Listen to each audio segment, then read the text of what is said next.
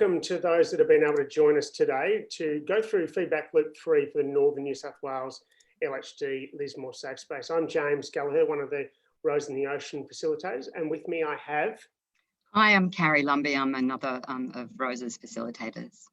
Wonderful, thanks Carrie. We've got a bit to get through, so let's start. As we always will start on these feedback loops and sessions, we'd like to acknowledge our country and acknowledge traditional owner of the lands of which we meet today and pay our respects to the elders past, present and emerging. In particular, acknowledge the Bundjalung Nation as the traditional owners of the lands on which the Lismore Safe Space will be established. I'm going to quickly flick through to, oh, I've lost it, here are the slides. Oh, no, I haven't. This is what happens when you've been off Zoom for a while. I've totally lost all slides. There we go. Share slides. Wow. I really have stopped. We're back. Acknowledgement of country. Thank you. In particular, thanks, we're back. The process so far, we started this process off in early October last year and have gained and gathered a significant amount of detail and process. In particular, going through feedback loops, lived experience focused conversations, health professional focused conversations, and the co-design sessions, our feedback loop 2 late last year, pardon me, and a combined co-design session again late last year. Today, as we can see, if I click on the next little thing, we're up to the feedback loop 3. The final end of the process post the survey at the end of this session, we'll talk about that. But in particular, today is about gathering broader insight regarding the progress from the joint co-design sessions, and also some final suggestions to inform the final service model. I'd like to also acknowledge those with lived experience, those who've considered ending your life or their lives, acknowledge those who've cared for people in suicidal crisis, those who may be bereaved through suicide, and acknowledge every lived experience is unique, valuable, and everybody's lived experience can make a difference. One of the things that came out of some of the previous sessions and emerged as really important for this region in particular was the Towards Zero Suicides collaboration with the Indigenous or Aboriginal community within Lismore. And this little slide here was provided to us by, and thank you, the LHD, to help us sort of get a sense of what that involvement might look like. In particular, extending invitations to rekindling the spirit of staff to participate in these co-designs, facilitating face-to-face consultations, rekindling manager offering to discuss how to make the safe space more welcoming to the Aboriginal community, including Aboriginal males, maintaining regular conversations, rekindling the spirit male manager or delegate has agreed to participate on all recruitment interview panels. And of course, this is all in consultation with the Associate Director of Aboriginal Health in New South Wales, Northern New South Wales, regarding the establishment of this safe space service and the recruitment for those involved. So I think it's a great opportunity for the Indigenous people to be a part of this process for those going forward. What I want to go through quickly, and then Carrie will have a little look at some of the other stuff shortly, but I want to go through some of the findings of the feedback loop 2. In particular, lived experience, there were 2 survey respondents, and within the health professionals, there were 6 respondents. The feedback loop 2 survey, so we see there the lived experience perspective, they strongly agreed on all material relating to the service model, the location, the connection, staffing and workforce, the physical environment and accessibility. A couple of little quotes that came out of that: an outdoor space could be good for some people and COVID restrictions. And I'm wondering if timing the official work would be important. Perhaps we need to address the paperwork after the guest has gained some calm. And this was certainly a conversation around when do we start to pick up some of that detail when guests are coming into the service. So from the health professional perspectives, again, some quotes there. Key risk is emotional and physical, psychological safety of our staff and volunteers, especially for those with lived experience. I won't read all these out, but I'll pop out a couple of those. I do agree that it would be advantageous to have clinical staff available if required. Needs lots of promotion to encourage self-referral. This certainly came out a lot of the conversations around how do we ensure that the promotion of the service is out across the diversity of the region.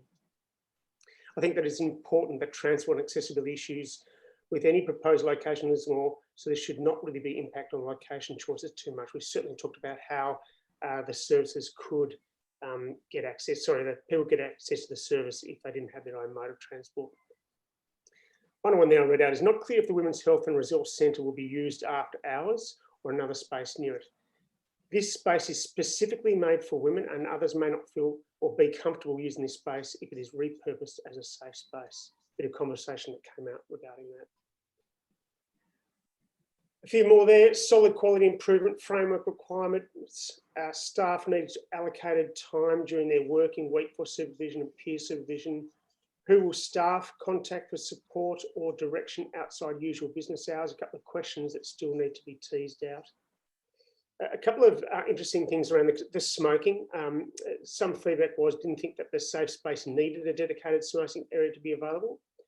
However, and some others referring to if the smoking area needed to be clearly made available, clearly marked out, needs to be made available. Health promotion training needed for all staff and volunteers about how to appropriately discuss health needs, issues and appropriate referrals. And a couple of other comments there. I think an interesting one that came out was the name or the flags or name badges of staff and volunteers for clients to recognise safety or disclose and expertise might be available. So some great feedback there from the health professionals in terms of what's come out. Co-design sessions.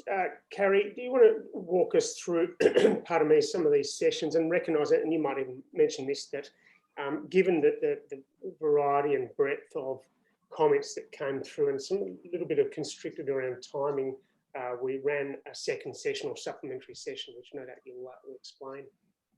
So if you thanks, James. Yeah, so in the I guess in the interest of time, I'll encourage you to, if you're watching a recorded version of this, to press pause and read through the scenarios in detail, or if you're doing this, then go and do the survey. You'll see that all of this information is in there, so you can have a good look. But basically, scenario one is really, the purpose of it is we're talking about Leanne walking into the safe space, who she appears to be intoxicated, and so it's really about determining how the local safe space will work with someone who appears to be intoxicated, and also how it will work with guests who may be distressed by other guests. Thanks, James. And so some of the conversation, we've categorised it in terms of staffing, safety, eligibility criteria and service model. In terms of the approach that staff should take, Leanne should feel as though she can trust any peer worker when accessing the safe space.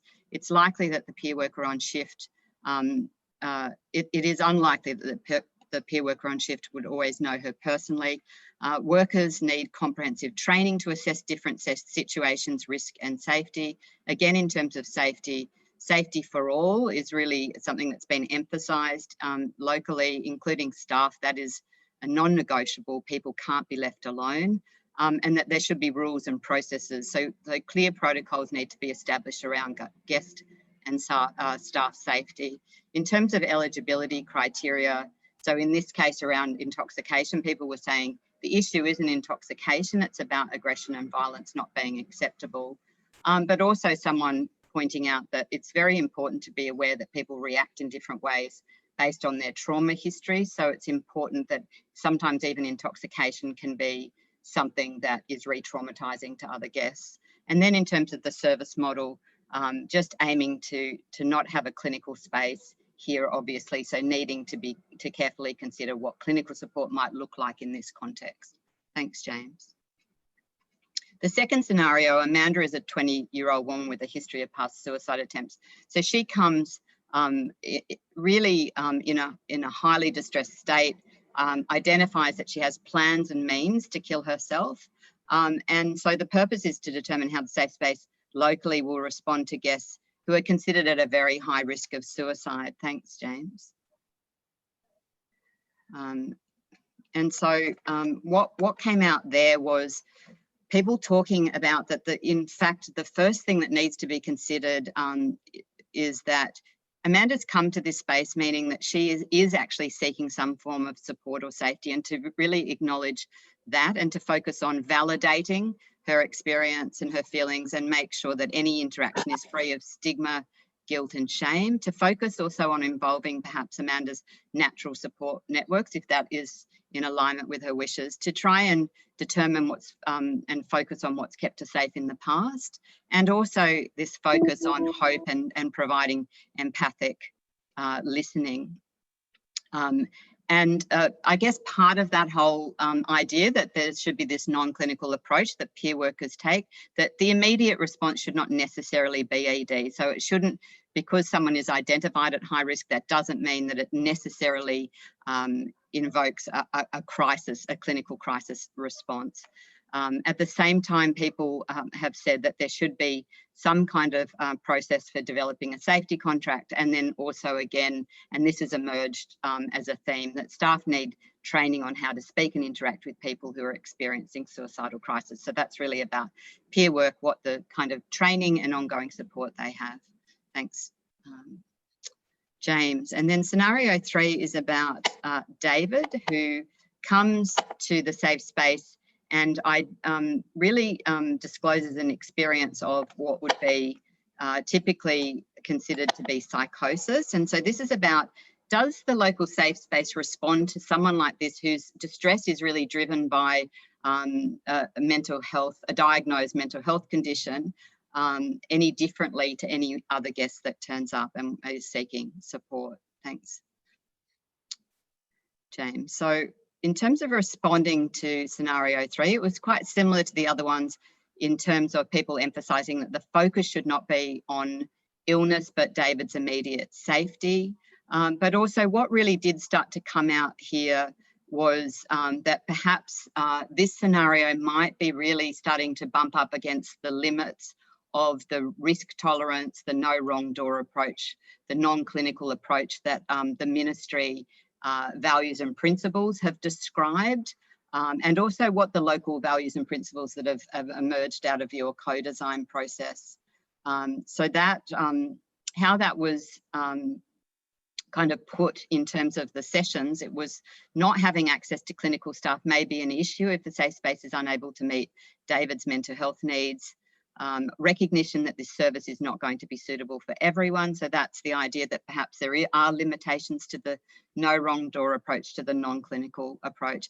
And then clarity needed regarding whether it is within the scope of a safe space, of a non-clinical support, to have anything to do with medication, case managers and case notes. So that's really something that we're going to be feeding back to the LHD that needs, it just is up for further negotiation and clarification. Thanks, David.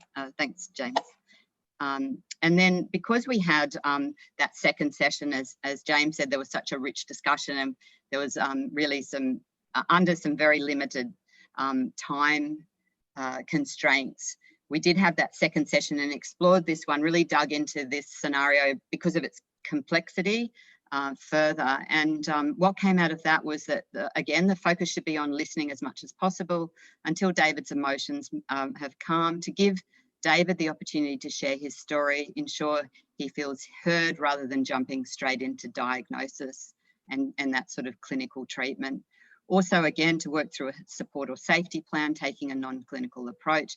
But again, there was discussion around the idea that there needs to be some clinical support, but also not just for guests, but for the peer workers. So peer workers, someone suggested, should have a clinical supervisor to determine what to do at the stage when the guest is less distressed, to consider clinical treatment when the safety of other guests, peers are at risk.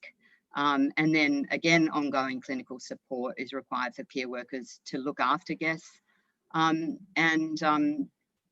At the other side of that coin is that it's still critical for the peer worker to try and maintain a connection to David so he feels there's someone he can trust, and that in itself will be a distress reduction technique.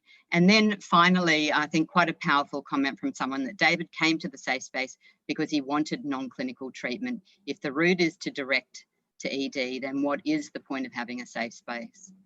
Thanks, James. And then the final scenario, really the purpose of this is to determine how the local safe space could be responsive to the potentially unique cultural needs of a guest, and also what types of specific skills and support peer workers might need to provide culturally responsive and inclusive support. So this is about Glenn, who's he's attended a few times. One of the non-Indigenous peer workers have previously engaged with Glenn in a community-based program for Aboriginal men living with mental health issues, and they're aware that he's had a past history of suicide attempts, and he attends the safe space as a guest and appears to be more withdrawn and despondent than usual. Thanks, James. So what came out from the final co-design session was what's really important is to consider how to make the safe space culturally appropriate and inclusive for all people. So that idea of what are the high level principles that will guarantee cultural safety in all cases, to ensure staff, again, so it's about training for staff in cultural awareness, including the peer workers, that the peer workforce diversity is very important. So that was emphasised by a number of people, and that connections should exist with culturally relevant services at a service, staff and at a guest level. This was all nested within a broader kind of comment by the participants, and it was very clearly communicated that the group didn't feel comfortable just to be speaking on behalf of local First Nations communities. So while that was very clear, they were still encouraged to just talk about cultural safety at this high principle level. And then finally, there was a comment that in terms of the local need, that young rural men are should be considered a priority population. They often get forgotten and passed through to the way back support service more so than any other demographic. Thanks, James. Thanks, Carrie. I think there was some, as you said, a rich conversation. There was really a fantastic opportunity for people to be engaged in those scenarios, which gave us a significant amount of detail around the design of the safe space in Lismore. And on top of that, the conversation around what are the non-negotiables. So we asked that question of health professionals and lived experience people, what are some of the non-negotiables when it comes to designing the safe space for Lismore? And a list here captures that. In particular, the compassion-focused approach with warm staff, obviously, and you mentioned before that having the levels of training as well around diversity and to meet the needs of their community as well. A homely environment, a physical homely environment, which is very tactile as well. Some of the conversations we've had around what would that look like, even some of the smells that would go on. A place that protects the privacy of the guests. We certainly had conversations around what that looks like, entering and exiting the location. Celebrating all identities and diversity, again, with a variety of ways of doing so. Welcoming of everyone and accessible for all communities. A trauma-informed workspace or place. A governance structure that understands systemic issues that result in suicidal crisis. Was certainly one of the things that we'd had a lot of conversation around. Non-judgmental staff and non-judgmental space. The workers and volunteers are supported with ongoing education, feedback and training. And collaboration with as many services as possible within the region in terms of support. So there's a list of non-negotiables. There may be more, and certainly when I go to the next slide and talk about the next steps, opportunity to feedback some of those as well to build on that already fantastic list. So the next steps are the online survey for this will be open shortly today and will close on the 22nd of January. So please get onto that link there if you have some feedback that you want to provide to that. And please encourage people to pass that on to others that haven't had a chance to see this feedback loop. So the feedback from this and the survey will be gathered over post the 22nd of January and will be collated as with all previously captured co-design outputs. And the next steps will be that service model development. What does that look like? The finalisation of the governance model, the finalisation of the location and the process around staff recruitment. So the guardianship role by Rose in the Ocean support the transfer of service model to actual service delivery of a safe space. And then around 3 to 6 months after the opening to include guests who have utilised the service and original co-design participants to come in and work around, just maybe teasing and playing around with some of those designs of the safe space itself. Final slide, yet not the final comments, and that's always been the thank yous. And it's been a significant amount of work, as I said, having gone back from early October last year from a number of people working with us and giving their time, energy, enthusiasm and passion towards co-designing this amazing opportunity. And I thank you to all those lived experience and health professionals who have been a part of those online sessions and of course the feedback surveys as well. Everybody's input has been incredibly valuable to this process. Thank you to Carrie for your support and guidance around all this as well. I think it's been fantastic. I will just say, and I know we don't do jokes on this, it's great also that Carrie and I have been able to wear the Roses in the Ocean red and pink today and to align with our uniform. So thank you for your time. I hope you've had a safe new year. Look forward to hearing your feedback from that survey. Please have a look at it, get on and pass it on to others if you can. And thanks again. We'll see you soon. Bye now.